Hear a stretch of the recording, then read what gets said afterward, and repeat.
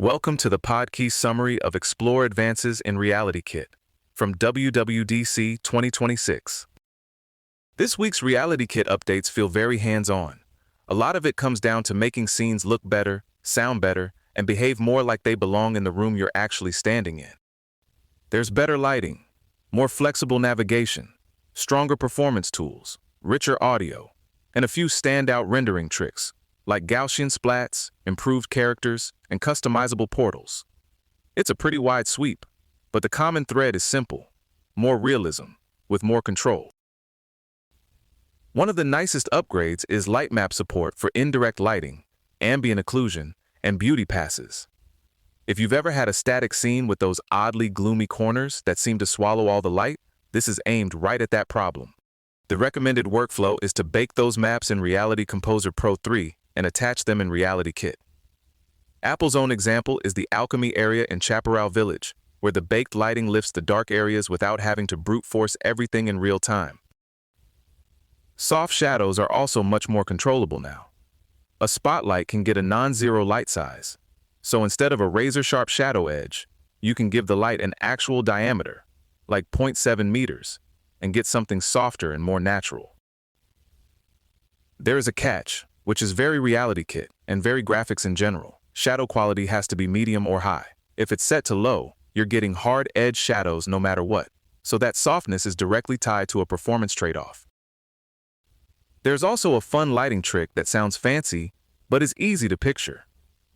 Projective textures basically let a spotlight work like a flashlight with a slide in front of it, so you can cast stars, nebulae, or any other image pattern onto surfaces. You do that by giving a spotlight component a projective texture.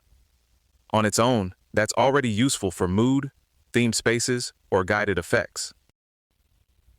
The really interesting part is physical space lighting. If you add a surroundings light component to a spotlight or point light, those projected textures can interact with the system's scene understanding mesh. So the stars don't just float as a fake overlay, they can wrap onto the actual walls in your room, which is one of those details that instantly makes an effect feel less like a demo and more like it belongs there. Navigation gets smarter too. RealityKit's navigation mesh can now label areas with different traversal costs, which means the engine can treat one route as technically possible but less desirable. A dense forest is the example here.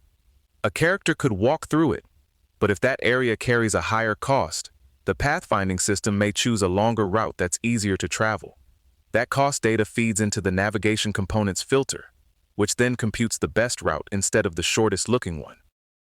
And for spaces that are disconnected, there are off-mesh connections. Think of a virtual bridge across a gap.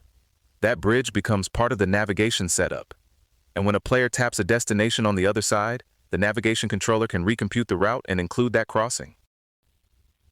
It's a small-sounding feature that really matters once a world stops being flat and obvious. Cloth simulation is getting deeper in a pretty practical way. A cloth body is built from a mesh, whose vertices behave like particles connected by spring edges, which is the usual simulation language behind fabric motion. What helps here is that rigid objects can participate through a cloth collider component. So if you've got something like a mannequin, the cloth can actually drape and react against it instead of pretending the object isn't there. There's also support for custom curtain pins. Developers can pin specific vertices to kinematic positions, like hoop points along the top of a curtain, so those vertices stay put while the rest of the fabric still moves with wind or interaction. That solves a very real problem in simulated cloth, which is that curtains should sway, not escape their curtainness entirely. On the performance side, RealityKit now offers two clear approaches for mesh level of detail switching. You can swap detail levels based on camera distance or based on how much screen area the object takes up. Both are configured through the level of detail component with convenience functions for distance or screen area. Same goal either way. When an object recedes, you stop spending geometry budget nobody can really see. What's useful is how this ties into thermal monitoring. Developers can observe thermal state did change, and if the device hits a serious or critical state, they can respond by making LOD thresholds more aggressive or dropping shadow quality. That's the kind of behind-the-scenes adjustment users rarely notice directly, which is ideal. Comfort stays up, frame rate stays steadier, and the device doesn't cook itself trying to impress you. A standout rendering addition is 3D Gaussian splat support. These captures are represented as ellipsoids with position, scale, rotation, opacity, and spherical harmonic color data. And RealityKit takes those buffers through a Gaussian splat resource attached to a Gaussian splat component. In plain language, it's a way to render high-fidelity real-world captures, like a potted succulent on Vision Pro, without the overhead you might expect from a super detailed mesh. RealityKit handles the ray marching optimizations internally, and developers can use whatever file format they want as long as they provide the required buffers. Character rendering also gets a meaningful boost. There's subsurface scattering for skin and advanced hair shaders that simulate how light interacts with individual strands, so characters look less plasticky and more convincingly lit.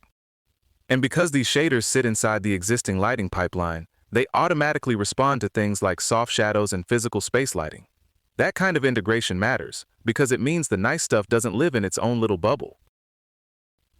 Audio is getting more physical too. Developers can create a custom reverb mesh resource from a simple room shape, like a 5x4x6 meter shoebox, and pair it with an audio material such as drywall to simulate how sound behaves in that space. From there, you can go further with bespoke materials. A thick carpet can absorb more sound. A bookshelf can have custom 10-band absorption and scattering coefficients, and RealityKit extrapolates that across the audible spectrum. That opens the door to much more deliberate acoustic tuning. The room doesn't just sound generically echoey or dry. It can sound like a specific kind of room. And this connects to another new feature: coordinated multi-source audio playback.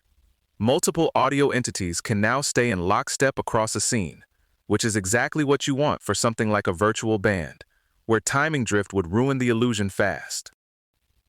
That synchronized playback works with the same broader acoustic modeling, so timing and spatial character can hold together at the same time.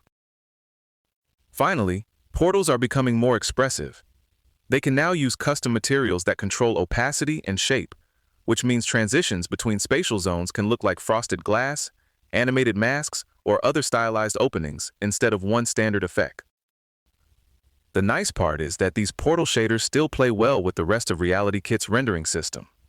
They respect things like LOD, shadow quality, and even the surrounding immersive audio cues. So portals stop being just a doorway mechanic and start feeling like part of the storytelling language. Overall, this update feels less like one flashy headline and more like RealityKit filling in a lot of the details that make spatial apps convincing over time. Better light, better motion, better sound, better fallback behavior when the hardware gets warm. Pretty good week for the people who care about whether a virtual curtain hangs right and whether a fake room sounds like drywall. This episode was generated by Podkey. Create your own at podkey.fm.